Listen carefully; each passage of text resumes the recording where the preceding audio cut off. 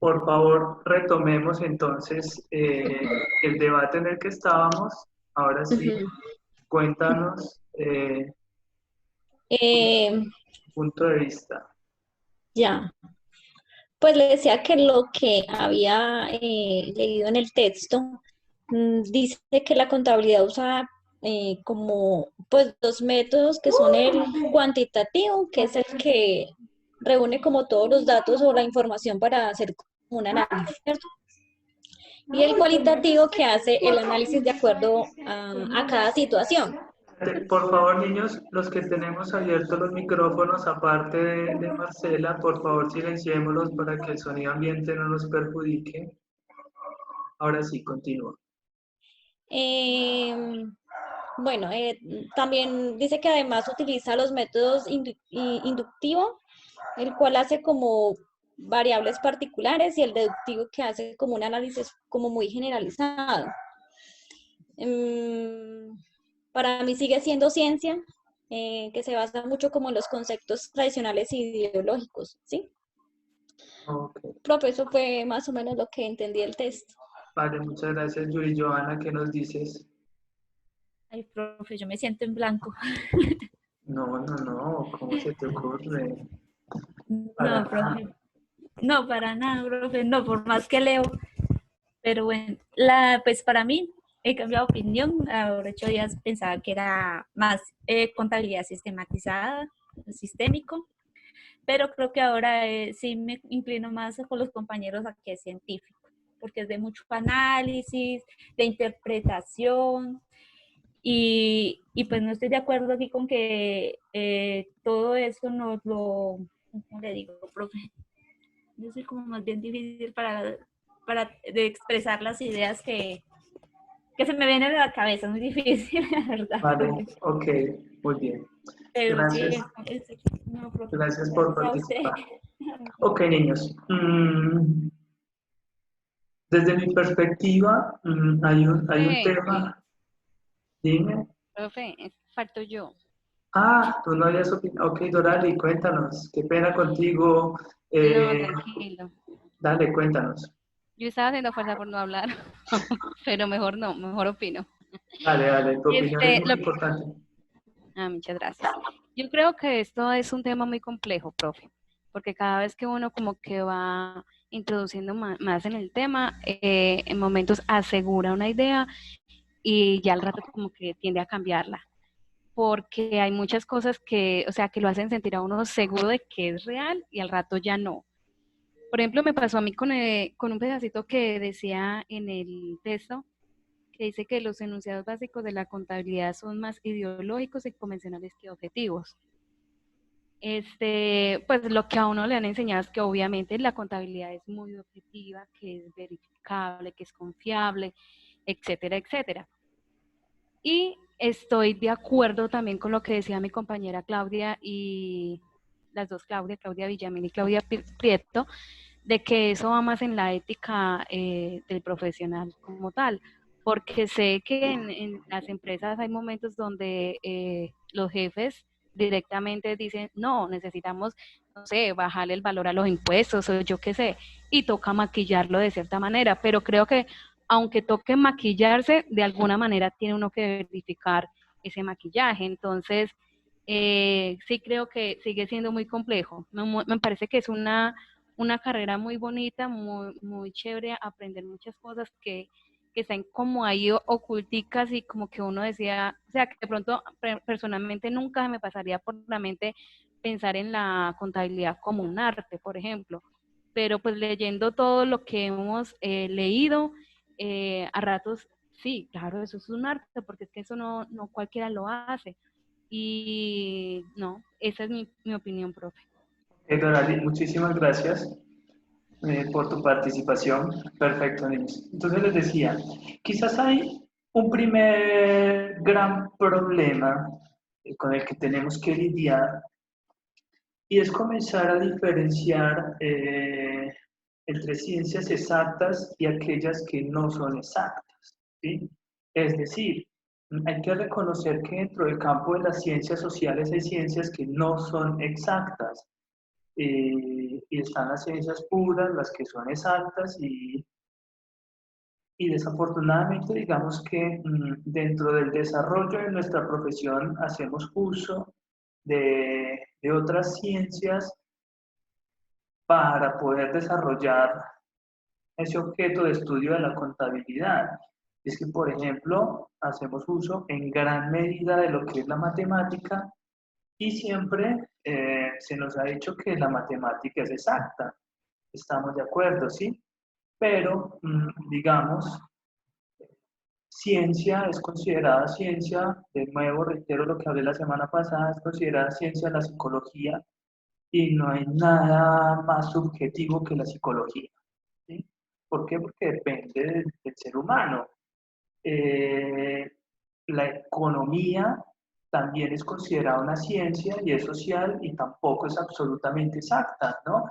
De hecho, no creo que sea absolutamente verificable y objetivo desde el ámbito económico establecer cuáles van a ser las reales incidencias o consecuencias de esta situación que estamos viviendo a nivel global en términos económicos, que debería ser un tema que debería responder la economía. Es decir, en realidad, ¿qué va a pasar? Predecirlo a ciencia cierta y exacta.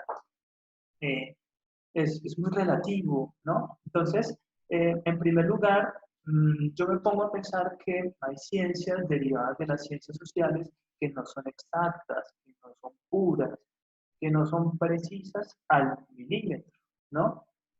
Y eso desde mi criterio, desde mi posición muy personal, no les quita el carácter de científico. Ciencia, ¿cierto? Hay que reconocer que unas ciencias puras, exactas, y otras que no lo son, pero siguen siendo ciencias, ¿no? Ahora bien, el segundo punto de vista es que uno de los principales herramientas de las que ha usado la contabilidad para dar cuenta de su objeto social a lo largo de toda la historia es el sistema financiero. ¿Sí? Y pensemos en que hay un tema supremamente subjetivo, que eso no es un tema de solucionarlo en la contabilidad, y es el concepto de valor. Es el concepto de valor. Entonces, ¿cuánto vale un hecho económico? ¿Cuánto vale una transacción? ¿Cuánto vale un activo? ¿Sí? Pensémoslo desde el punto de vista muy personal de cada uno de ustedes, ¿sí? ¿Cuánto vale su casa, la que compró con su esfuerzo? Usted se la vendieron en un precio, ¿cierto? Pero con el paso del tiempo, con, digamos, la inflación o la valorización del sector donde vive, en realidad, ¿cuánto vale su casa? ¿Sí? ¿Y quién puede garantizar al 100% que el valor asignado a tu casa, a tus bienes es exacto, es preciso, es libre de cualquier margen de error? Yo pensaría que nadie. Valorar un activo al 100% certificando que no hay margen de error, no lo veo muy viable. Ahora la cantidad de activos que pueden influir en la sociedad, ¿no? En la economía. Digamos que estamos peleando con un problema enorme que es el concepto de subjetividad en el valor, ¿sí? Y desde mi perspectiva, ese problema se trata de solucionar desde los estándares, ¿sí? Cuando iniciaron los NIC, no sé si ustedes han escuchado, se llamaron, en algún momento se habló de IFRS, Estándares Internacionales de Reportes Financieros. Precisamente lo que se trató con NIC, o lo que se trata con NIC, es estandarizar la forma de hacer los reportes, ¿cierto? Casi que es estandarizar la forma de llevar la contabilidad. Y cuando hablamos de estandarizar es uniformidad, ¿cierto? Y que todos lo hagamos de la forma. Entonces, eso lo que trata también es de ir dando unos lineamientos objetivos a la profesión contable. Desde la lectura del texto, en la parte donde hablaba de que tomamos el valor cuando disminuye, pero no cuando aumenta, considero yo que puede haber por parte del autor desconocimiento de los principios de contabilidad generalmente aceptados. ¿Por qué? Porque en mucha parte del gremio hay desconocimiento de ellos, de esos principios que critica el documento. Si nosotros vamos a ver desde 1993, cuando teníamos el decreto 2649, se hablaba de una norma de contabilidad que era el principio de evaluación o medición. Y en esa evaluación o medición teníamos varias técnicas para darle valor a un hecho económico y buscando que fuera lo más objetivo posible. Entonces podía ser el costo histórico, podía ser el valor de realización, podía ser el valor de reposición o el valor presente neto. ¿Sí? Ahora, que de todos esos se usara en nuestra sociedad sobre el costo histórico ajustado a la inflación es otra cosa, pero la norma ya estaba. Ahora bien, una cosa es el origen, la ciencia como tal, otra cosa es que lo desvirtuemos en la práctica. ¿Sí? Entonces, la teoría está de cómo debemos llevarla tratando de ser lo más objetivo posibles y de nuevo reitero, peleando con el problema de la subjetividad del valor, ¿sí? Porque el valor es muy subjetivo. Otra cosa es que tengamos profesionales que se presten para malas prácticas y eso no desvirtúa el conocimiento que ya se ha hecho y el desarrollo que ya se ha hecho. Eso en realidad es una mala práctica. ¿Sí? ¿Cómo decir, por decir algo, que el hecho de que existan médicos que hacen malas cirugías plásticas sugiere que la medicina no es una ciencia? Por poner algún ejemplo, ¿no? Entonces, pensemos en que la teoría está, el conocimiento se genera, la investigación está, y otra cosa pueden ser las malas prácticas. Es muy importante pensar en donde concluyen los intereses, ¿cierto? Por ejemplo, una cosa que yo aplaudí sobremanera con la aparición de la NIT es retornar a los orígenes, a la ideología, a lo que en realidad el objetivo de la contabilidad es servir para la toma de decisiones, ¿no? Y en un momento lo desligamos de la parte tributaria. También se están realizando investigaciones para desligarlo de la parte financiera. Entonces, no sé si ustedes de pronto han escuchado de conceptos como contabilidad social, como contabilidad ambiental, como contabilidad tridimensional. Y cuando uno empieza a explorar esos campos, se da cuenta que hay contabilidad más allá del campo financiero, es decir, más allá de lo netamente económico. ¿Sí? Pensemos en contabilidad ambiental, ¿cierto? Pensar en realidad, en medir, en reconocer cuánto se está afectando el medio ambiente con el desarrollo de una actividad económica o cuánto se está beneficiando, qué impacto está teniendo. Pero ¿cómo medimos ese impacto? En términos financieros, en realidad yo creo que no. No, el impacto se puede medir en términos ambientales y de eso debe dar cuenta la contabilidad. No todo es cuestión financiera. Digamos que en ese sentido hay avances, puede que no, a veces no son ni muy publicados ni muy conocidos, pero hay avances. También, con todo respeto, pues, respetando todas las opiniones, de eso se trata un debate, hay ciencias que hace muchos años que no evolucionan porque llegaron a su tope de conocimiento, me imagino yo, ¿no? En contabilidad yo creo que sí podemos evolucionar. Yo creo que sí podemos encontrar nuevas formas y como les digo, aplaudo la gente que investiga en contabilidad. No sabríamos de contabilidad ambiental si no hubieran grupos hablando de ellos, no sabríamos de contabilidad social, no sabríamos de contabilidad tridimensional si no hubiesen grupos interesados en hacer investigación acerca de su desarrollo y créanme que en el futuro vamos a tener que aprender de estos conceptos. Más cuando, por ejemplo, hoy en día el tema ambiental goza de tanta importancia, ¿no? Pero sí podríamos avanzar, sí considero que hay aspectos en los que estamos muy relegados, como las formas de representación. hablando del tema de la partida doble, pero reconociendo esas fallas, no me da para pensar muy a criterio personal que no somos ciencia.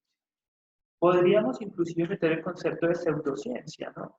Podríamos, inclusive cabría aquí.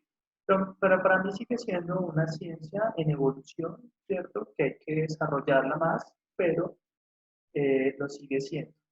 Ahora, es muy probable lo que nos decía Juliana, el problema es que yo estoy metido en la academia, ¿sí? Y me he dedicado a trabajar desde la academia, sí, muchas cosas las he aprendido en la calle, pero le debo mucho a la academia.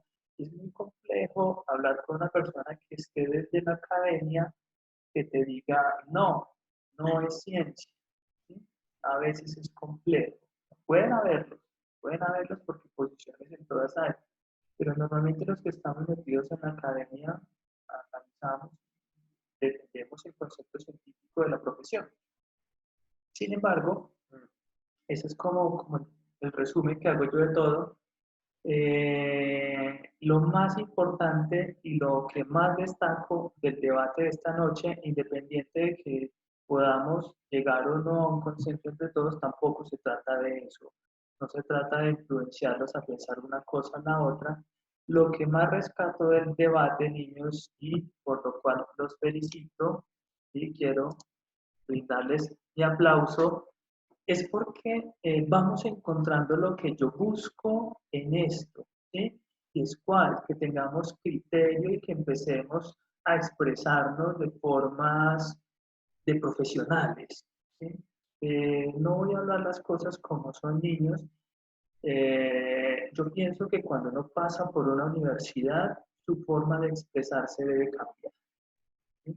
Es decir, una persona que entra a la universidad y sale expresándose de la misma forma que lo hacía antes de entrar a la universidad, perdió su tiempo y su plata, ¿sí?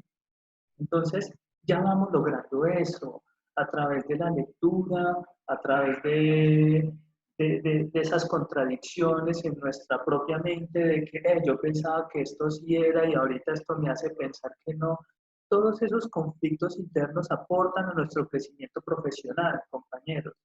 Y lo importante aquí es eso, o sea, en realidad no vamos a solucionar el problema, ni que yo piense que sea ciencia o técnica o pseudociencia o alguna cosa va a solucionar el dilema global en el que mantenemos referente a la profesión, ¿sí?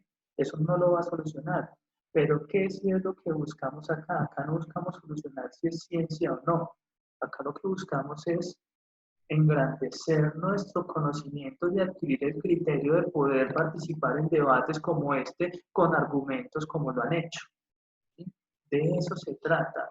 Y de la misma forma, en cualquier contexto, ustedes van a poder entrar y participar y debatir con argumentos. Pero para debatir con argumentos debemos estar informados, debemos estar documentados qué es lo que hemos hecho, ¿sí?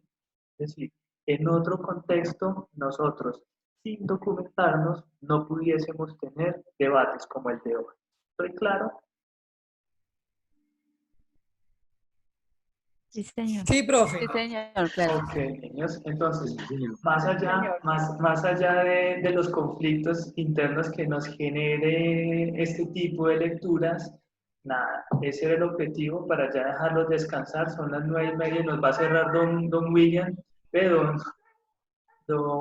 Humberto nos va a sacar de la universidad. Entonces, nada. ¡El bus!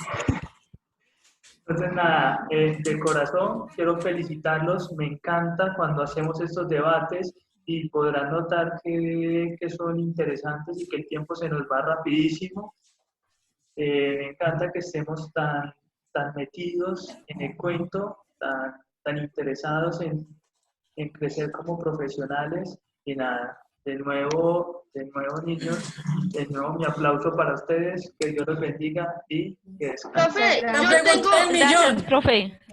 Dime. ¿Cómo hace el parcial? Parcial va a ser de preguntas de selección múltiple con única respuesta. Bueno, Hola, profe, profe. gracias. Listo, profe. Va a ser oral. Hombre, ¿te gusta? ¿Por qué dan tantas ideas? Uy, no, Sara, línchelo. no, Sara, no. línchelo. Por favor. No le dejemos entrar la próxima, profe, por favor. Me adhiero completamente a esa propuesta. Preguntas de selección múltiple con No, única respuesta y no, oral. Es decir, no, así como este debate, yo lanzo la no, pregunta y las Sara. opciones y me dicen cuál es. Sara, le va a tocar No, que profe, le pegue el no. codazo. Ahora sale de la escuela renacentista. Bueno, Bueno, De la profe, chao. escuela anglosajona. preparen la voz. que trabaja en funeraria. Preparen la voz para dentro de 8 días. Muchísimas gracias, Jorge. Qué bonito aporte. No, profe. No, te aguantas lincharlo. Bonito que no se conecte. Feliz noche, compañeros de Salud y Corazones, por Ojalá favor. tenga No, él va a pesadillas. ser el primero que va a presentar el Sí. parcial. Póngalo de primerito. Pero una pregunta por persona oral, sí, con única respuesta. Ay, Cristian, No, o sea, cállese. Es el segundo. Una es muy poco. Están dando unas ideas Profe, maravillosas. de a una hoy. nomás. Cristian, Bueno, me no, está llamando su Sí, por mamá. favor, chao. Que descanse. Ya, profe. Mi mamá sabiendo que yo vivo solo, ay, qué susto. Cristian, nos llaman, chao. Hasta luego, niños, que estemos bien. Chao.